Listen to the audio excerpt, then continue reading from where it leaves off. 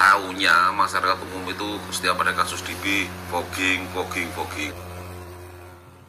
Kasus penyakit demam berdarah dengue atau DBD di Kabupaten Kendal pada 2 bulan terakhir ini cukup tinggi dan memakan korban jiwa meninggal dunia.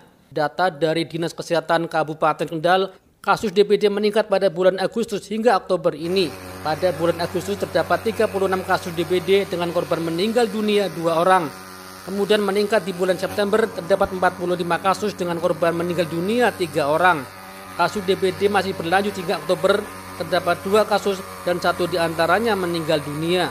Kepala Bidang Pencegahan dan Pengendalian Penyakit Dinas Kesehatan Kendal, Siswanto, merasa prihatin dengan tingginya kasus DBD di Kabupaten Kendal. Oleh karena itu, pihaknya mengimbau pada masyarakat untuk bersama-sama melakukan gerakan 3M+, yakni menguras, menutup, mendaur ulang, dan melakukan kegiatan pencegahan lainnya. Pasalnya, fogging hanya membunuh nyamuk dewasa sehingga tidak efektif, maka hanya dilakukan ketika kondisi darurat. Pihaknya bersama puskesmas dan lintas sektoral sebenarnya sudah sering dan terus melakukan sosialisasi pencegahan DBD kepada masyarakat. Tujuannya supaya masyarakat mau bergerak bersama-sama memberantas nyamuk dengan 3M+. Taunya masyarakat umum itu setiap ada kasus DB, fogging. Padahal secara aturan fogging itu bukan solusi penyelesaian yang secara umum, karena fogging itu hanya membunuh nyamuk dewasa yang saat itu terkena asap fogging. Sedangkan nyamuk dewasa yang saat itu tidak terkena asap fogging tetap menjadi induk permasalahan, ditambah lagi dengan jentik larva yang masih dalam tempayan itu juga menjadi masalah besar. Kasus Kabupaten Kendal dari bulan Agustus itu totalnya 36 untuk bulan Agustus.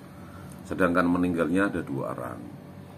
Kemudian dengan adanya perubahan cuaca yang hujan mulai turun, ini pada bulan September kasus naik menjadi 45 dengan kematian 3 orang.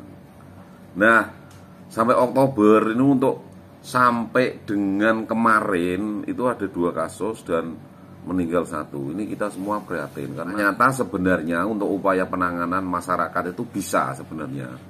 Tapi karena tingkat pengetahuan tentang demam berdarah masih rendah khususnya, sehingga masyarakat untuk pola hidup bersih di lingkungan keluarga ini masih sangat kurang.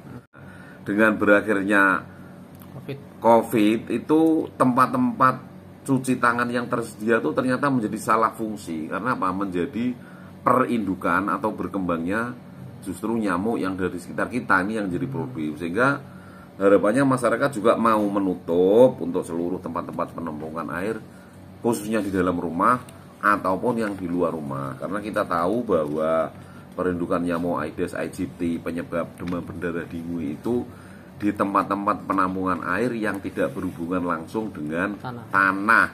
Itu jelas habitat yang utama secara keilmuan, gitu Mas. Salah satu yang banyak terkena DBD berada di Kelurahan Kalibuntu Wetan, Kecamatan Kendal.